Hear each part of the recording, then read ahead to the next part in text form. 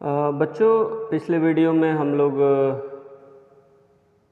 पान वाले का रेखा चित्र के बारे में चर्चा कर रहे थे। तो सारांश उसका ये है कि पान वाला एक गोल मटोल सा काले रंग का व्यक्ति था और बहुत ही खुश मिजाज व्यक्ति था। ऐसा व्यक्ति जो हंसता था तो उसकी टोन थिरकती थी और वो अक्सर पान खाता रहता था। इस वजह से उसके जो दांत थे वो लाल और काले पड़ गए थे।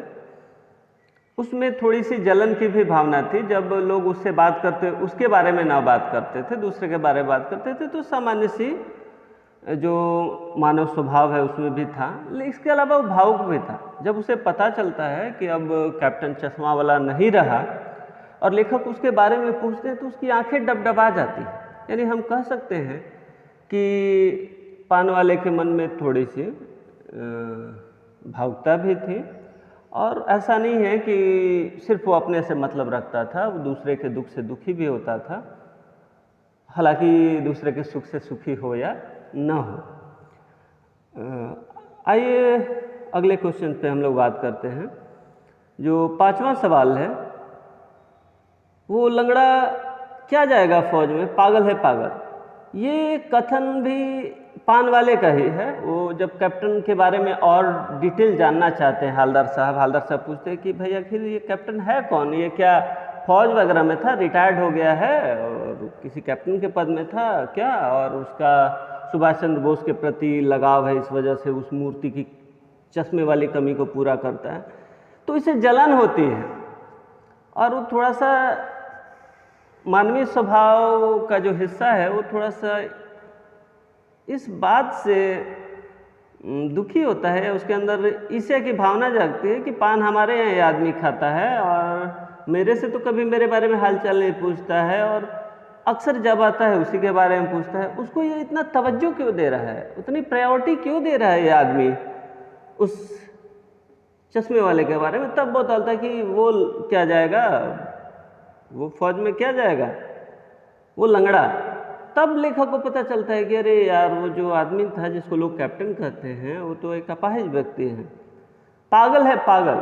दरअसल ये पागल है पागल कहना हमारे समाज की उस मानसिकता को दिखाता है जहाँ वैसे लोग जो अपने घर परिवार का ध्यान रखें या न रखें, जो ही अपने घर परिवार से अलग कुछ समाज के लिए सोचने लगते हैं, अपने पास के पैसे समाज हित में खर्च कर देते हैं या वैसे लोगों के प्रति खर्च करते हैं जो देश के लिए कुछ किए हों, तो वैसे लोगों को सामान्य लोग कुछ हिला हुआ समझते हैं और खिसका हुआ समझते हैं। कि मतलब क्योंकि आजकल स्वार्थ इतना हावी है कि कोई अपने फायदे के अलावा कुछ बाहरी और सामाजिक फायदे के बारे में आदमी सोच ही नहीं पाता है।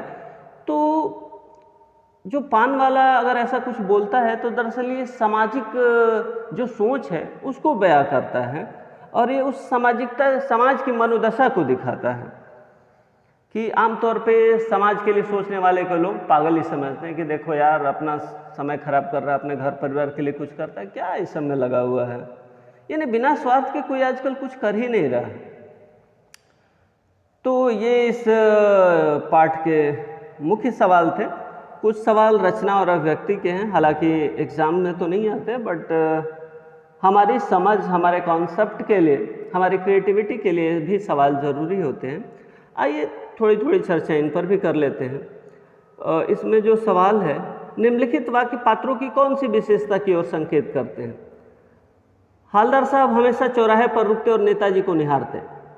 इससे पता चलता है कि हालदार साहब एक भावुक आदमी थे जिनमें देश और देशभक्ति का जज्बा बहुत ही था और नेताजी के प्रति उनके मन में बड़ी गहरी इज्जत की भावना थी। पान वाला उदास हो गया। उसने पीछे मुड़कर मुंह का पान नीचे थूका और सिर झुकाकर अपनी धोती के सिरे से आंखें पोंछता हुआ बोला, साहब कैप्टन मर गया। आप देखिए, इससे पता चलता है कि ठीक है, सामान्य तौर पे वो कैप्टन की शिकायत भी कर देता है कि वो क्या जाएगा, पागल है पागल। लेकिन जब कैप्टन मरता है तो उसके मरने से वो दुखी होता है और बड़ी उदास होकर के कहता है कि अब तो कैप्टन रहा नहीं, साहब कैप्टन तो मर गया। कहने का मतलब ये है कि अगर आप कुछ अच्छा कर रहे हैं तो ठीक है, थोड़ी देर के लिए लोग आपको नज़रअंदाज भले कर दें, लेकिन जब आप नहीं रहेंगे तो आपकी कमी सबको खटकेगी और लोग दुखी होंगे, बशर्ते आपका जीवन निस्वार्थ भाव से हो और सबकी भलाई के लिए किया गया हो। तो कैप्टन का जीवन ऐसा ही था और अंततः पान वाला भी उसकी मृत्यु से दुखी होता है। यानी इससे पता चलता है कि पान वाले के अंदर भी भावुकता थी। कैप्टन बार बार मूर्ति पर चश्मा लगा देता था। इससे पता चलता है कि मूर्ति में जो चश्मे की कमी रह गई थी वो उस कैप्टन की आंखों में खटकती है और लगता है कि इसके बिना नेताजी की जो मूर्ति है वो मुकम्मल नहीं है, वो पूरी